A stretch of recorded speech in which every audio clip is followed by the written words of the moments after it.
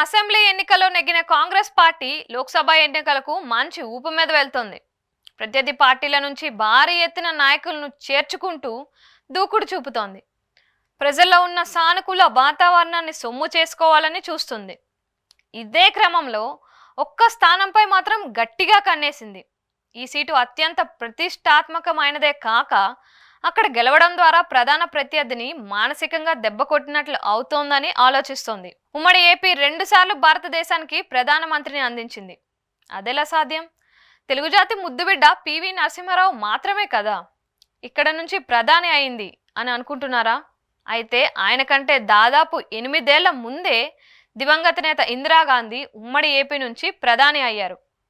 అదెలా అంటే ఎమర్జెన్సీ విధింపు కారణంగా 1978 ఎన్నికల్లో దారుణ పరాజయం ఎదుర్కొన్నారు కాంగ్రెస్ పార్టీ, ఇందిరాగాంధీ. కానీ 1980 నాటికి పరిస్థితులు మారాయి. ఇందిరా స్వయంగా మెదక్ లోక్సభ స్థానం నుంచి గెలిచారు. ఆ ఎన్నికల్లో రాయ్బరేలీ నుంచి కూడా ఇందిరా నెగ్గిన మెదక్ను అట్టిపెట్టుకున్నారు. 1984లో మెదక్ ఎంపీగా ఉండగానే ఉగ్రవాదుల తూటాలకు బలయ్యారు ఇందిరాగాంధీ.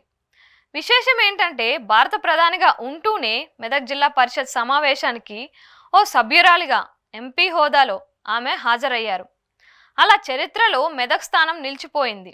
కాగా వచ్చే లోక్సభ ఎన్నికల్లో మెదక్ను ఎలాగైనా నెగ్గాలని రేవంత్ సారథ్యంలోని కాంగ్రెస్ ప్రభుత్వం టార్గెట్ పెట్టుకుంది. ఇందులో భాగంగా మెదక్ పార్లమెంట్ స్థానం పరిధిలోని నేతలతో సీఎం రేవంత్ రెడ్డి సమీక్ష నిర్వహించారు. ఇటీవల ఎన్నికల్లో మెదక్ నుంచి ఎమ్మెల్యేగా మైనంపల్లి రోహిత్ కాంగ్రెస్ తరపున నెగ్గారు. ఆయన తండ్రి హనుమంతరావు గతంలో మెదక్ ఎమ్మెల్యేగా పనిచేశారు.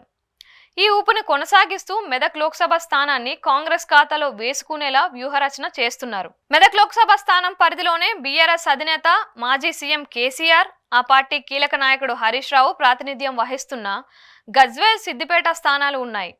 అంతేకాక మెదక్ ఆ పార్టీ సిట్టింగ్ స్థానం.